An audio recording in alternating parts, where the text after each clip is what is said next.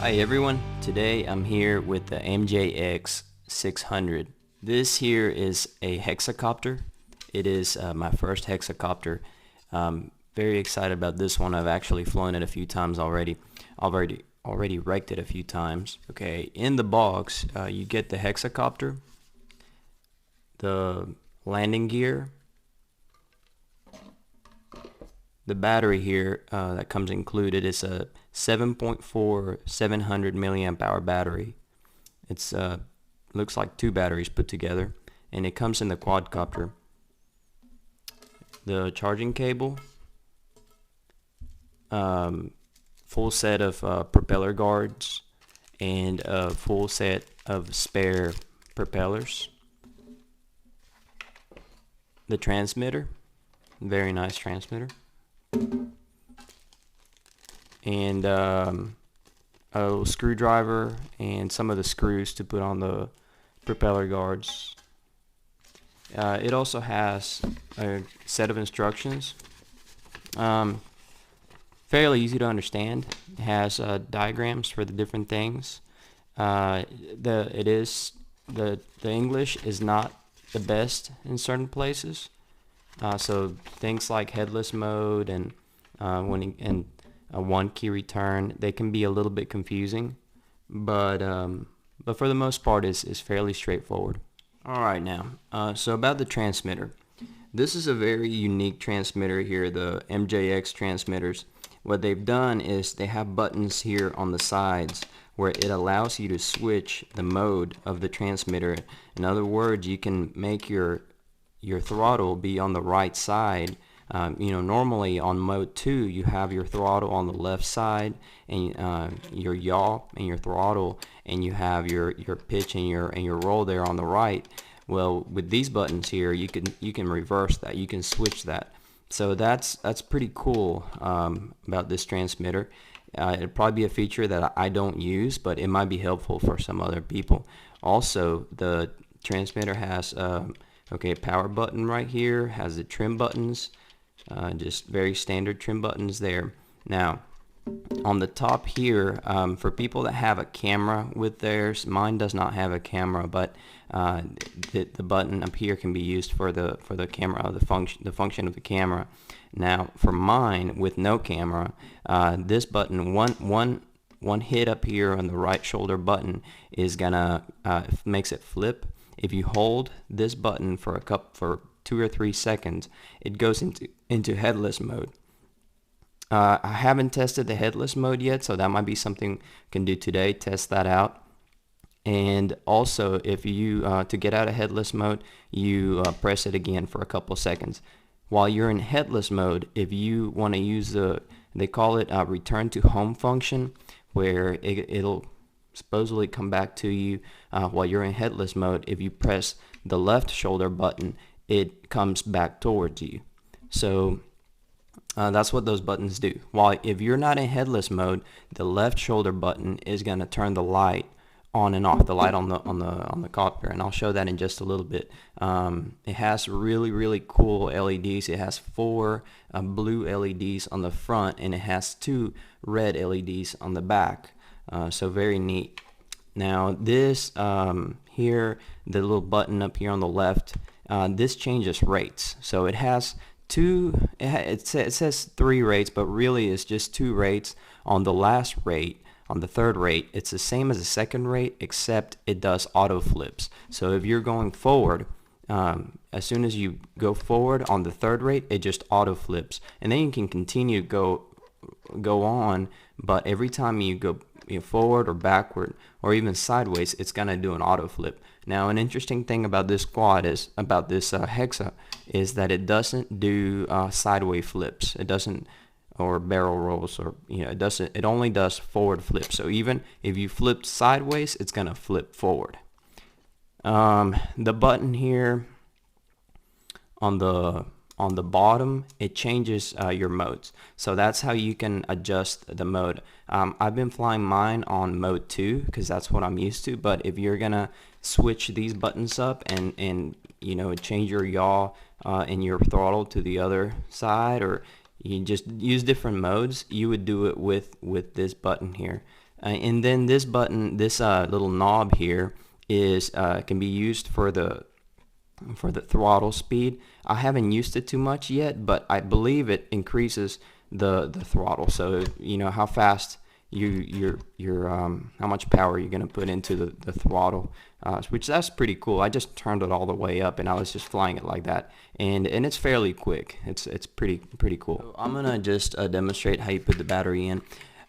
When right out of the box, the battery is in the compartment, and it has a screw that holds it together. I took that screw off, and the battery can come out. So if you want to replace, if you want to use different batteries, buy more batteries for it, you can do that. The little compartment opens, and this quadcopter overall is very good quality. And I'll talk a little bit more about that in just a second. Let me put this battery in here. I also took the landing gear off. I've been flying it with the landing gear and the propeller guards off because I feel like it puts a little bit more weight, and I like the look of it without the guards and without any of the extra stuff and the landing gear. It looks really cool. So what you do is you connect the battery there. This other little port is used to charge the battery, and it does have an on and off switch, so you can turn it on. You can see the eyes blinking there. So I'm gonna go ahead and bind it, and you just go you go up and down.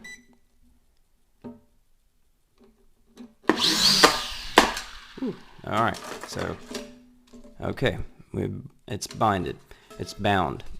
So what I wanted to show here is how you can turn the LEDs on and off. So just by clicking that button, you can turn your LEDs on and off, and that's a very neat feature when you're flying it at night. You can turn the LEDs off, and you go stealth mode for a minute, and you can turn it back on, and it's just it's kind of cool feature that it has. It's also a very good night flyer. If you're interested in something that is gonna fly well at night, this is really cool at night. The blue LEDs look really nice. The red, I thought it would be tricky because I hadn't flown a hexacopter before, and I just thought the orientation would be a little more tricky, but it really isn't. It's not any different than it would be to fly a quadcopter. All right, so about quality, the quadcopter is very well built. Okay, you can tell from the finish on the plastic that it's like a hard type plastic. All the details on it are very nice. The transmitter is really nice. So it is a well built hexacopter. The problem with it though is that the material that this is made out of is a very hard, I don't even know if it's a plastic, I don't know what you call it, but like an acrylic maybe type material, and it can break easily. So it is not like a rugged, well-built type copter. It's a well-built quality, but it's not really made to take hits. On my first flight, I was trying to do some flybys and trying to get really I guess close to the ground, and it met I crashed, and what happened, I don't know if you can see it very well there, but it's on, I have it on one of the videos, I think, and this arm right here hit something, and man, it was a very hard hit, and it broke. The arm broke. So at first I put some glue on it, and that kind of kept it together, but then I crashed again, and it broke again. So I ended up putting some glue and electrical tape on there, and it's holding on fine. But that is one thing about this one, is that you're going to want to be a little more careful about about your crashes, because it's not going to take hits very well. Just because of the size of this hexacopter, it's mainly good for outside. You can fly this indoors. It's nice. It hovers, well. You could probably fly it indoors fine. I'm gonna try to just hover it around. I fly it around in here a little bit, but just because of the size, it probably does. You'd be better off flying it outside. It handles the wind well. I've flown it when the wind is I don't know, maybe 10 miles an hour or so, and it handles it pretty well. And I haven't had a problem with the wind. Has a nice pitch angle, so it handles the wind fine. Now the yaw on it is not very strong. It doesn't yaw really fast, even on the highest rate. So that's one thing that it probably would be nice to have. Alright guys, so I'm just gonna fly it around here just a little bit, just to kind of show it off inside, but mainly this quad is gonna do well outside. Okay, so here on the transmitter, it has the 3 different rates. So on rate 1, the little bubble here at the bottom is empty. If you hit the transmitter button again, it goes into the 2nd rate, and it's just halfway filled up. You can see that. And then if you go to the 3rd rate, it's gonna be the bubble is gonna be completely filled. Now I'm just gonna fly it a little bit in here on the 2nd rate, because it gives you enough yaw and power to just kind of keep it steady in here. And I have my my throttle control here. I have it all the way up. I kind of like it that way. It's nice and quick getting up from the ground, and it's mode 2, which is what I normally fly. So let's see how it does in here.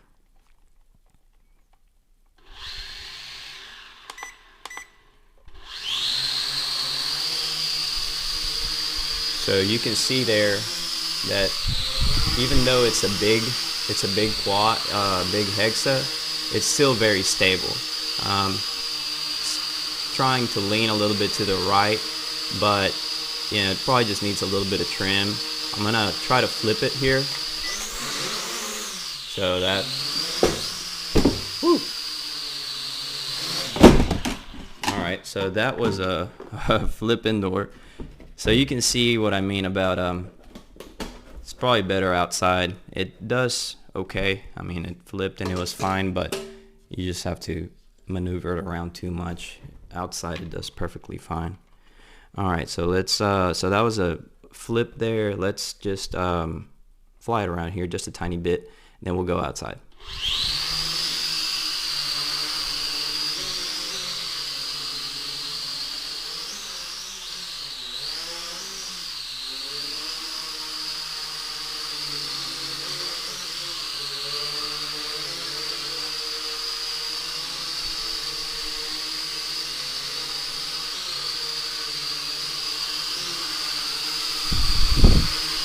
Now let me see if I can show off the yaw rate here. I can just keep it steady. So you can see, well, kind of lost it there. You can see that the yaw rate is really not very fast at all. That's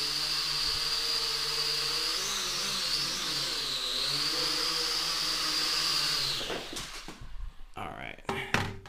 So that's indoor flight there, the dangerous flight with a little hexa. Very cool looking eyes there. Guys, thanks for watching this. Please subscribe to the channel, comment, and let me know what you think about this MJX X600. Thanks for watching. Bye bye.